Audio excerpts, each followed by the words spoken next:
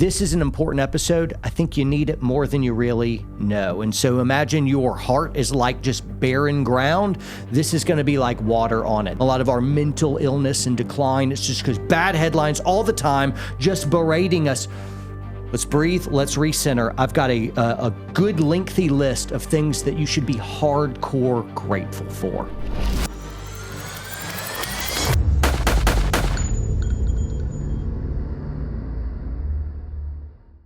Would you go to warriorpoetsociety.com? Check out all the products we have. I bet you there's something that you're looking for, something that you need, or something that you really want. It's all stuff that I've curated and I believe in. I've got, it's the coolest stuff, and it's a great way for you to support the channel. We do need your support. We'd appreciate it. warriorpoetsociety.com. And now back to the episode. You have clean drinking water. And some of you are kind of like, you may shrug it off. I'm like, yeah. Get to something else. I'm like, no. There's a real point in there, because a quarter of the planet doesn't have access to clean drinking water. Little kids all around the globe are dropping like flies, dying today because of waterborne illnesses that were completely preventable. I get it that we take it for granted, but the whole point is, no, don't take it for granted. You've got clean drinking water. That's a really, really big deal. I'm grateful that I have clean drinking water. Another thing, I've got food. I got a whole pantry full of it. My refrigerator, I open it up and I see a full fridge. And what we can do so easy in our hunt to get more and more stuff, we just completely blank out on bare necessities. I think every time you open your refrigerator, you should say, behold, I am a king. You got all this food. You can do 3 square meals a day and then glutton out if you wanted to with late night snacks. Meanwhile, a fifth of kids face chronic malnutrition issues. 50% of child deaths are linked to hunger. 700 million people around the globe are classified as hungry. Not like American hungry, like, I skipped lunch and it's 2:00, I need a snack. No, I mean like distended belly, starving to death kind of hunger. Another thing, and this will round out just basic necessities, you got a shelter over your head.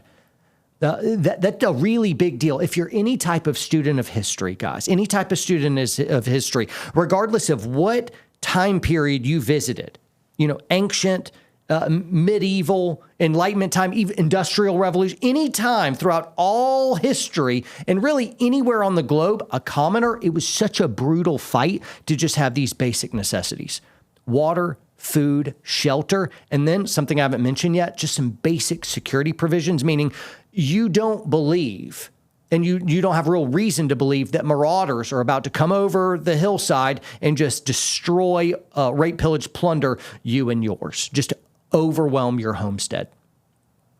If you've got your basic necessities met, you're a really wealthy person who has incredible celebration for concern. It's only in our day and age, in the breadbasket of the world, in the 21st century, where these basic necessities are so taken for granted, we're focused on all the stuff we don't have.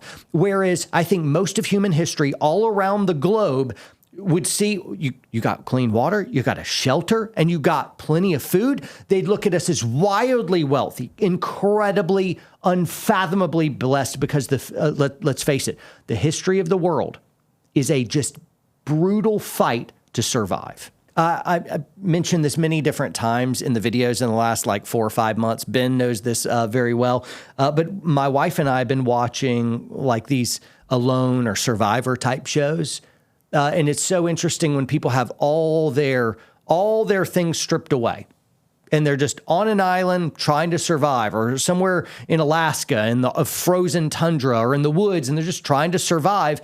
People who go from 21st century living stripped away, the moment they build some dilapidated shelter that gets them generally out of the rain, or they find a clean water source, or that they haven't eaten in days, and then they get a fresh kill. They kill a little rabbit, this tiny little slab of meat, and they are licking their fingers with just ear-to-ear grin, celebratory excitement, triumphant kind of joy. And it's amazing when people are stripped away from all this stuff. They're not dying to get some new upgraded car that doesn't squeak when the loose fan belt comes on when you start your car. None of that stuff matters. They're just like, oh, I have food. And it's such a big deal. They're happy with just basic necessities met. And I think right now, the way that we could be uproariously happy with our lives in the midst of all the bad headlines and everything that's going wrong is to just focus on some bare necessities. If we were actually genuinely grateful of just bare necessities being met, these simple things,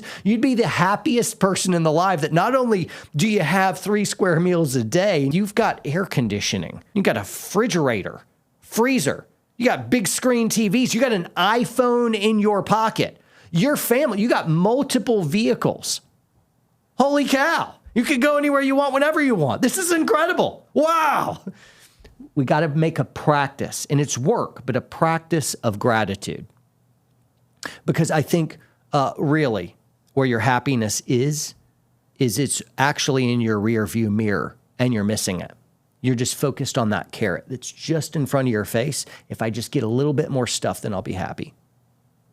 If the next election goes my way, then everything will be, then it'll be good, and I can rest, and just then I'll be grateful and enjoy. Just this, whatever it is, whatever you want to happen in the future, whether it's globally or for your nation or for your neighborhood or for you as an individual, you think the fool's gold is that you think that's going to solve it. That's going to make you happy, and it's not. Happiness is already in your rearview mirror. Check it out. Be grateful. Let's keep going through our list. We can also get into some basic freedoms. And so leaning a little bit more into the political vein, you have the freedom to prosper. And that is a massive, massive deal. If you want to change your stars in the United States of America in particular, it is still alive and well where you can work really hard and be really smart and you could prosper. Whereas for most of the world, human history all across the globe, whatever you were born into is how you were going to die. You know, if your dad was a blacksmith, guess what? You will be a blacksmith. And if you do really well, you might be able to survive. And that seems dark and that seems grim, because I think anybody that's a student of history will see it's always been just such a struggle to be able to survive. And we have so many resources where you can become educated and you can leap into wildly different kind of careers and try stuff out. You have this incredible freedom to prosper, whereas most of the world is kind of locked into their circumstances. We have folks that go from pauper to prince quite seamlessly because they had a good idea, they had discipline, and they fought for that dream day in and day out with great discipline and intelligence. And so you could make that happen. Whereas if I was born into some ghetto in India, I will likely die there. I guess instead of you praying that one day you'll win the lottery, you'll realize you actually have already won it. And even at a baseline, prosperity in America looks like decades more life than you would otherwise have in other centuries.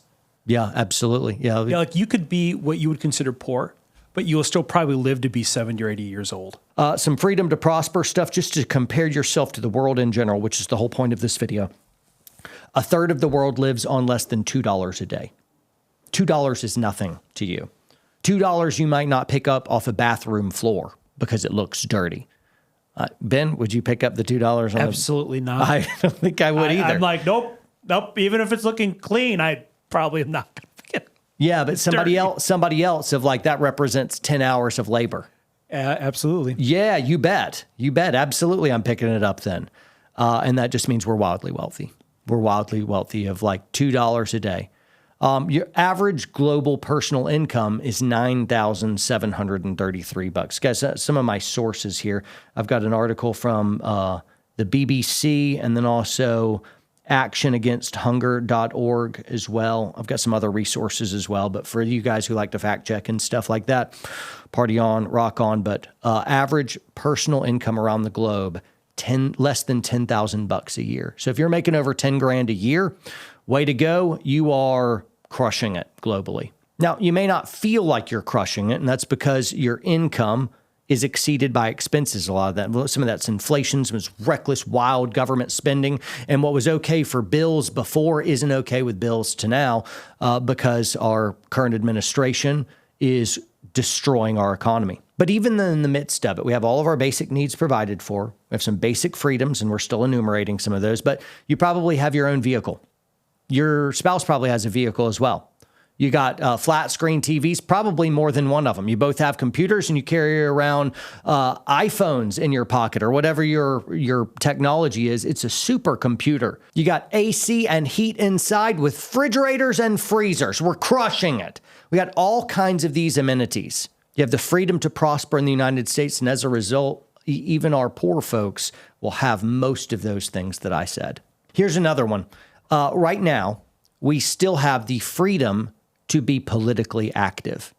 Now, that freedom is disappearing, but still, you are allowed to critique your government with the grievances of wrongs. You can insult leaders and point out different things. And so far, we are not black bagging people like they would in some communist countries abroad. We're not sending our teachers to jail. You read me a story this morning of a teacher in Britain who was arrested for... Yeah, he was a Christian teacher who wouldn't agree to the gender ideology kind of stuff.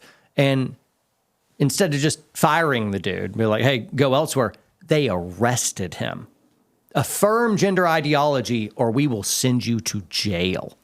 And so, yes, absolutely things are grim out there. But remember, in all the other videos happening on YouTube, all the other news outlets, I'll let them deliver that bad news. Let's stay on topic here. This is a video due to just pure gratitude.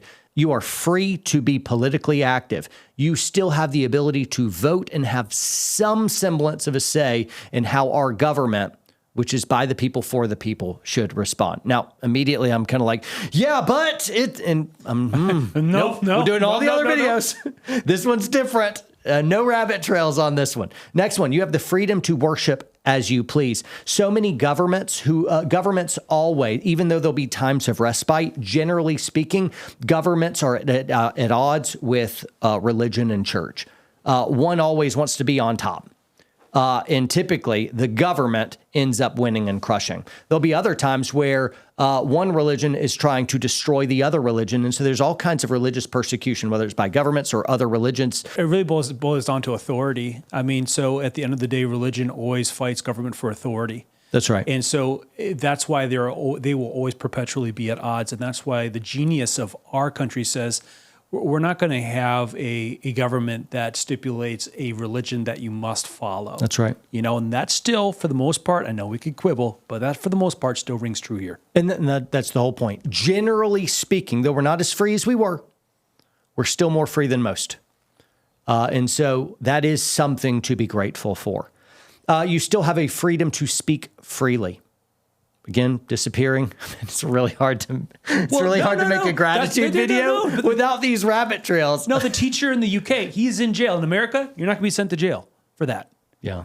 Wait, no. They did arrest those abortion people and put them in jail. Okay. Generally speaking, we have the freedom to speak freely, meaning I do not believe I'll be arrested for making this video. So I have the freedom to speak freely. And that's a big deal. You have the freedom to protect yourself, or at least in the United States. You can have a firearm. That firearm is basically an undergirding of your right to life and to not be ruled by a government. And so you can protect yourself from people or a tyrannical government, but you're allowed to have a firearm because you have the freedom to protect yourself and your right to life that's given by God. You also have your health. Now, some of you may not be counting that as a blessing because you're looking at your body, you got a lot of years behind you. You got arthritis and tinnitus and whatever itises are affecting you. And John just listed his ailments.